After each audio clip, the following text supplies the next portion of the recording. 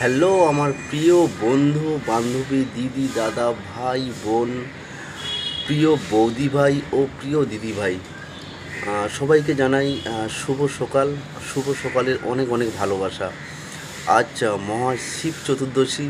তো আজ কিন্তু আমার প্রিয় দিদিরা এবং প্রিয় বোনেরা খুব নিষ্ঠার সাথে শিব চতুর্দশী পালন করছে। তাদেরকে আমি জানাই শিব চতুর্দশীর অনেক অনেক ভালোবাসা, অভিনন্দন, আন্তরিক শুভেচ্ছা। আর প্রিয় বোনদেরকে একটাই কথা বলবো, তোমরা শিব চতুর্দশী পালন করছো কিন্তু শিবের মতো বর চেও না।